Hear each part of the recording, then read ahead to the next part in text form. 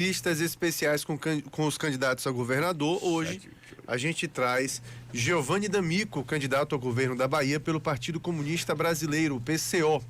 Aliás, PCB, perdão.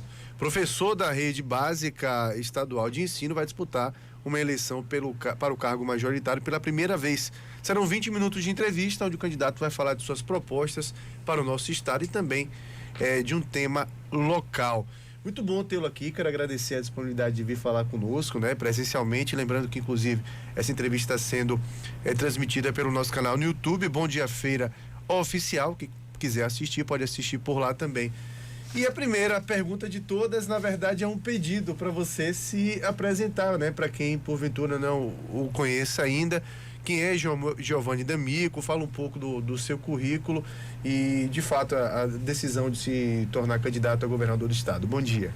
Bom dia, Fernando. Bom dia, nossos ouvintes da Princesa FM. Muito obrigado por esse espaço.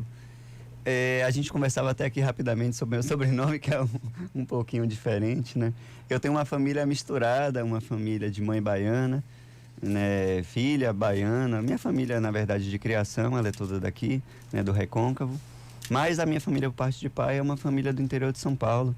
Daí que vem esse sobrenome italiano, um pouquinho esquisito, mas que também não é difícil de falar, Eu sou professor da rede estadual, como você colocou.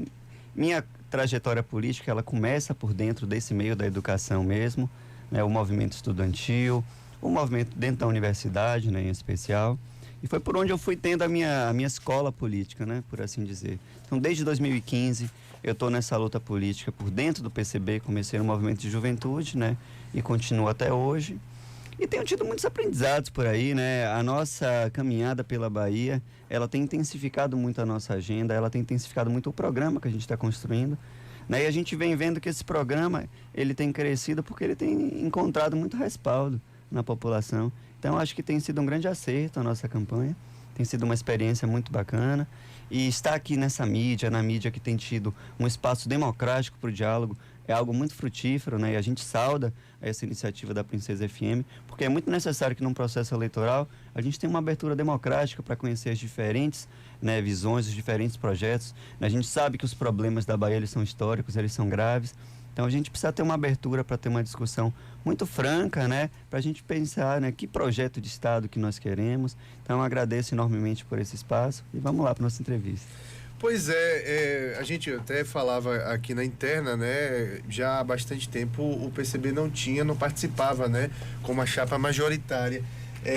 Como foi a construção da sua candidatura e a decisão do partido de pleitear o governo do estado? Bom, Fernando, o PCB, o histórico partidão, ele é um partido que inclusive está completando 100 anos, mas ao mesmo tempo ele é um partido que passou por uma reconstrução. Do final dos anos 80 para o início dos anos 90, foi um período complexo e o partido ele se refundou, por assim dizer.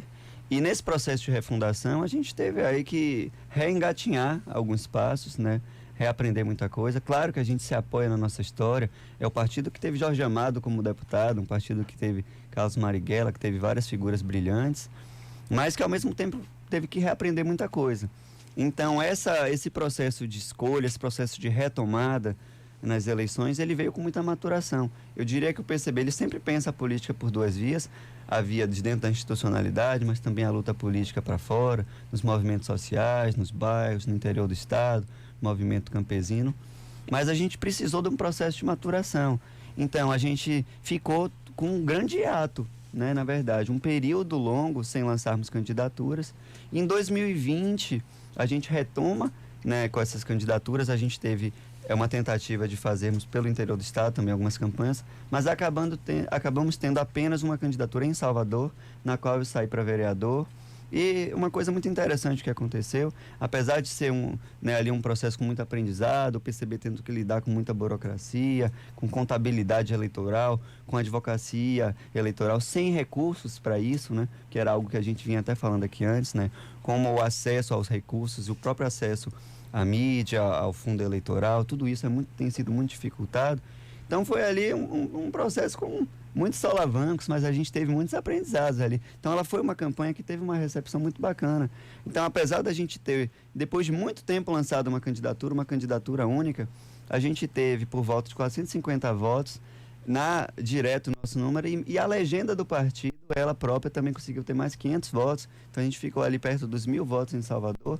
Para um partido que estava há muito tempo, né, nesse hiato eleitoral, né, afastado, a gente avalia que foi um processo muito bom, porque a gente discutiu o projeto de cidade, um projeto de cidade muito avançado e que até hoje tem surtido, né, uma série de novos debates, ele tem nutrido discussões muito boas. Bom, um partido comunista no governo do Estado, nos dias atuais, quais seriam os desafios e o que seria de diferente caso eleito for? Olha, Fernando, eu acho que a gente tem um grande desafio, e é uma coisa que o PCB tem batido muito nessa tecla. O Brasil, ele tem problemas históricos e ele tem problemas que foram aprofundados nos últimos anos, né? E a Bahia não é diferente disso. A Bahia, inclusive, ela vem ostentando alguns títulos muito problemáticos, né? A Bahia hoje é um estado recordista em pobreza extrema, a Bahia é um estado recordista em desemprego, Salvador é uma capital recordista em desemprego, né? A gente está entre os piores estados do ponto de vista de habitação, né? O terceiro em número de habitações precárias, o quinto em número de déficit habitacional. E aí, só que a gente tem vivido um paradigma de um estado muito omisso, né? Um estado que não investe nos setores necessários. Então a gente tem tratado os serviços públicos, né, numa perspectiva muito mercadológica, né, deixado inclusive boa parte do que deveria ser tarefas do Estado dentro do SUS, dentro da educação. O Estado, ele vem abrindo mão, né, desse seu papel estratégico de incentivar a geração de emprego e renda, de incentivar uma educação pública de qualidade. Então não à toa a gente vê um caos na educação, seja no ensino básico, seja no ensino superior, no SUS, no sistema de regulação, na nossa questão da segurança pública, que vem afligindo muita população.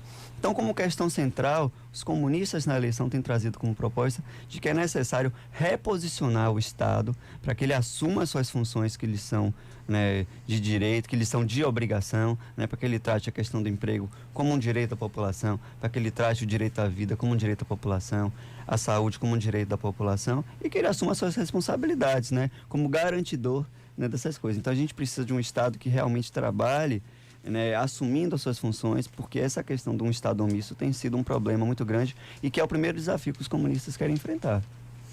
Bom, acho que alguns temas, né, são perguntados a todos os candidatos, porque são temas chave na administração de um estado como a Bahia.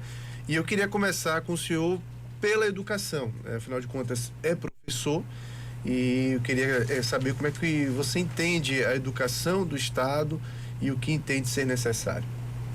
Olha, tanto a partir dessa experiência pessoal, né, como professor da rede estadual, mas também a partir de muitos acúmulos, né, conhecendo a categoria, e tanto eu pessoalmente quanto o PCB, a nossa chapa, a gente vem fazendo muitos exercícios de conversar com a nossa categoria, né, e aí eu falo tanto no sentido da educação básica quanto da educação superior em nosso estado. E a gente está hoje numa situação calamitosa no nosso estado, né? A gente olha os indicadores de avaliação da educação, via de regra a Bahia está na rabeira, né? Ela está na lanterninha, né? Mas não é porque a gente não tem muito potencial. A gente tem universidades muito interessantes, a gente tem escolas, né, relativamente bem espalhadas pelo interior do estado. Agora a gente tem problemas infraestruturais muito graves, a gente tem uma categoria docente extremamente adoecida, né? E esse é um problema que precisa ser tratado para ontem, né? Os profissionais que se aposentam, a gente tem uma dificuldade de repor o pessoal, né? Com cursos públicos muito defasados, né? Com janelas temporais muito longas, então a gente repõe o nosso pessoal de maneira deficitária. A gente tem muitos professores fora da sua área de formação, por mais que esses professores se esforcem enormemente, e eu conheço de perto, eu sei que os colegas, eles se viram realmente para mesmo fora de sua área de formação darem boas aulas, mas o Estado precisa garantir que a gente tenha uma alocação melhor do nosso pessoal, para que a gente tenha concursos mais periódicos. E a gente tem um problema muito grande que nós viemos tratando recentemente e que foi muito bem recebido, que é a questão do número de alunos por sala. Isso tem um potencial transformador muito grande na educação. E aí a gente se pergunta, mas dá para fazer? Dá para fazer, inclusive, com certa facilidade. Porque hoje o Estado da Bahia vem fechando escolas, o Estado da Bahia vem fechando turnos. Várias escolas que tinham acesso à educação no turno da manhã, da tarde e da noite, hoje em dia só estão com turno matutino, ou matutino e vespertino. Então a gente vem fechando escolas, o que nos deixa com uma capacidade ociosa, a gente vem fechando turnos, o que também nos deixa com uma capacidade ociosa. Inclusive no começo desse ano, a gente presenciou um verdadeiro caos na Secretaria de Educação, porque diversos professores e professoras estavam desalocados de sala de aula, passaram 1, 2 meses fora de sala de aula. Eu próprio fui um dos professores que precisou ser remanejado para uma outra escola, mas foram diversos, a Secretaria de Educação estava lotada. Então a gente tem um problema de gerenciamento do nosso pessoal.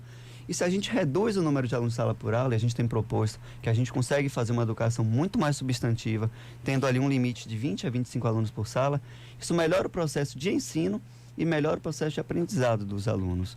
Porque os professores conseguem conhecer melhor as particularidades, de cada aluno, que tem as suas dificuldades. Em especial, quando você vai tratar com uma população que vem de uma defasagem já histórica, a gente teve nesse período da pandemia ainda um agravamento dessa situação. O Enem mais desigual que a gente viu nesse período todo, basicamente só os alunos da rede particular conseguiram adentrar no Enem. A gente não conseguiu ter mecanismos de equilibrar essa equação. Então essa é uma proposta ousada, mas que ela é possível, ela é factível.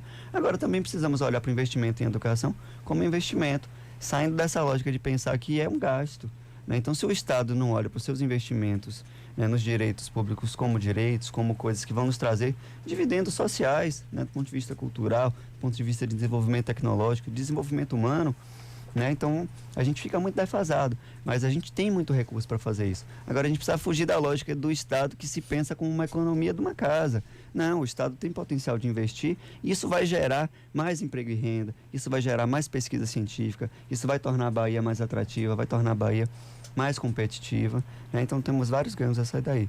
Agora, junto com isso, a gente precisa repensar as infraestruturas das nossas escolas e olhar para os nossos alunos pensando a questão da permanência, para que o aluno tenha no contraturno acesso a esporte, lazer e cultura, que ele tenha tempo de descanso, não seja obrigado a trabalhar, o que vem fazendo crescerem os nossos indicadores de abandono, tanto na rede básica quanto no ensino superior. Muitos alunos têm abandonado as universidades e as escolas porque se veem obrigados a trabalhar e não conseguem dar conta de seus estudos. Então o Estado precisa pensar a permanência estudantil.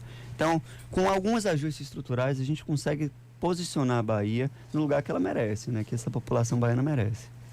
Bom, o senhor é fruto de universidade pública, embora é federal, a UFBA, professor de geografia formado pela UFBA, mas a gente tem aqui a UFES e assim por diante no estado, as universidades estaduais. Como é que o senhor entende a situação das universidades estaduais hoje e de que forma o governo do estado pode fazer com que também a educação no ensino superior continue tendo aquele crivo que orgulha o pai e a mãe de dizer: meu filho veio da universidade pública? Talvez seja uma das poucas coisas que ainda traga orgulho da coisa pública.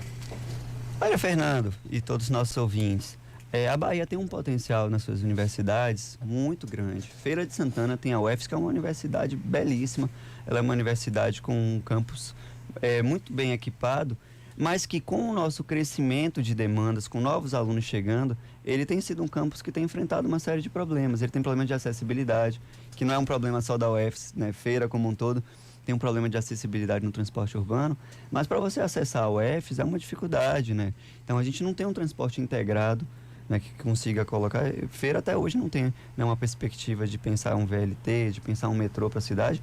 E a segunda maior cidade da Bahia, ela tem todo um potencial de desenvolvimento. É uma cidade fundamental para a Bahia, porque ela é um ponto de fluxo para todo esse estado, muitas vezes mais movimentado do que a própria capital, em certos aspectos, mas com um problema crônico de mobilidade. Mas a gente tem um potencial na UFES, a gente tem um potencial na UESC, de pesquisa, de extensão. A gente precisa pensar esses polos regionais integrados na pesquisa com as nossas potencialidades locais. Agora, vejam, a Fundação Baiana de Amparo à Pesquisa, a nossa FAPESB, está desnutrida. O governo do estado ele vem estrangulando as nossas entidades de pesquisa. Eu, inclusive, na graduação, fui bolsista FAPESB, mas a gente vê a dificuldade que vem sendo, inclusive a burocratização dentro da FAPESB, para você conseguir estipular uma nova pesquisa, tem sido cada vez mais difícil. Então, os recursos para a educação, eles estão extremamente contingenciados. Várias das universidades estaduais, elas não têm ainda acesso a restaurantes universitários, elas têm ainda um acesso muito deficitário à moradia estudantil. E a gente sabe, especialmente as universidades estaduais, elas vêm atendendo a um público, via de regra, de maior vulnerabilidade social, que precisa normalmente se deslocar de regiões remotas do estado da Bahia e às vezes as suas famílias não têm, né, acesso a recursos para manter aquele estudante. Então, se a própria universidade, se a rede, né, de ensino, pesquisa, extensão integrada, né, com a assistência social do Estado, não consegue garantir que esse estudante, que esse pesquisador na pós-graduação, que esses professores tenham acesso a uma progressão adequada, né? Hoje, por exemplo, você consegue fazer uma progressão acadêmica com muita dificuldade na rede estadual. Os professores esperam 4, 5 anos, então a gente não tem um incentivo para um professor que é mestre virar doutor, né? Para um professor que entra sem o seu mestrado fazer o seu mestrado, um professor especialista virar mestre. Porque o Estado, ele burocratiza a ponto de que você precisa de processos administrativos, né, para conseguir uma progressão de carreira. Então, na prática, a gente vem desestimulando a qualificação profissional. Imagine, se a gente faz isso dentro da universidade, imagina na sociedade como um todo, né? Então, a Bahia tem deixado de explorar o seu potencial criativo, de integrar pesquisa e desenvolvimento regional, de pensar as indústrias de maneira integrada com as universidades.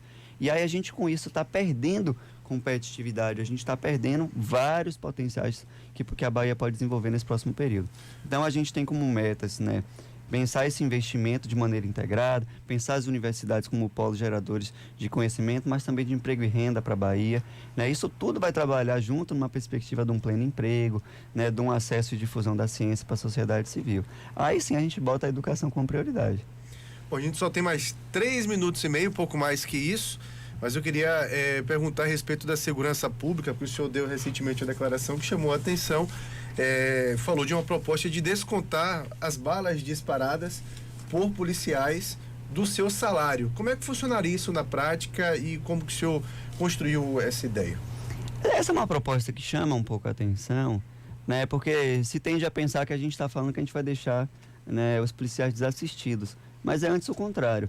A gente está pautando uma política, né, de vida. E a gente vem percebendo que o tensionamento entre o Estado e as comunidades, as periferias, só vem aumentando. E a resposta que vem sendo colocada até então é sempre de uma perspectiva mais ostensiva. A gente tem respondido à violência urbana com mais violência. Então a gente está entendendo que o Estado, ele precisa reposicionar o seu papel. Então um Estado que paute a segurança pública numa perspectiva de desmilitarização, ele vai ter, né, um comitê integrado com a mídia, com a imprensa, com os centros de pesquisa, com os observatórios internacionais, com as universidades, com as comunidades, né, para que a gente consiga pautar uma política onde a ação do Estado seja uma ação de proteção. Então, todas as ações policiais nessa perspectiva, né, transformada de proteção, nenhum policial que esteja numa situação de conflito, onde ele tenha, né, total certeza de que o uso da força ali vai ser um uso legítimo e necessário, ele vai hesitar. Né? Agora, o que a gente tem visto na prática é o próprio Estado criando situações de conflito, criando novas situações de violência, tensionando essa relação com as comunidades, e a gente está vendo, né, uma situação caótica, né? São diversas famílias perdendo seus filhos, especialmente os jovens negros das periferias. Então a gente precisa pensar uma forma diferente de abordar a questão da segurança pública, porque a gente só tem obtido resultados cada vez piores. Nossos indicadores são cada vez mais alarmantes, né? Os índices de violência nas cidades e no interior do estado têm piorado de uma maneira muito drástica, né? Aqui em Feira de Santana a gente tem alguns bairros com situações, né, de violência cotidiana. A gente tem um bairro Jorge Américo, a gente tem um Aviário, a gente tem várias regiões da cidade com situação de violência cotidiana. Então a gente vem pautando, precisamos distensionar relação do Estado com as periferias, a gente precisa de uma política de vida, a gente precisa de uma política que realmente seja orientada para a segurança pública, que a resposta do Estado deixe de ser mais violência, seja pensada na proteção, na investigação, na origem dos problemas, porque a gente sabe que as drogas não nascem na periferia, as armas não nascem na periferia, então a gente precisa começar a olhar para a origem do problema, abordar de uma maneira diferente para termos resultados diferentes. Bom, a gente tem exatamente 1 minuto a mais de entrevista. Eu queria destinar esse tempo para o senhor falar com os nossos ouvintes e começar também a se despedir. Bom, queria agradecer novamente, né, a Princesa FM, te agradecer, Fernando, agradecer essa equipe belíssima que está aqui nos recebendo e deixar um convite, né, para que, né, todos os nossos ouvintes conheçam mais nossas propostas. Eu acho que o grande ganho dessa campanha, dessa nossa chapa em especial, vem sendo apresentar propostas, né, de maneira sólida, discutida com a população.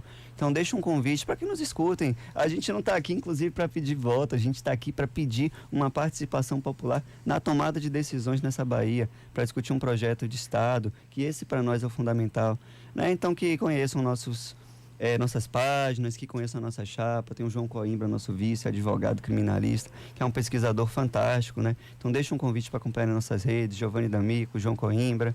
Né? Então é isso, e a chapa do PCB também tem os deputados federais que valem a pena a gente conhecer com propostas muito interessantes. E aí deixo realmente um forte abraço, agradeço por esse espaço e vamos lá em defesa de uma mídia democrática, em defesa de eleições democráticas. Muito obrigado.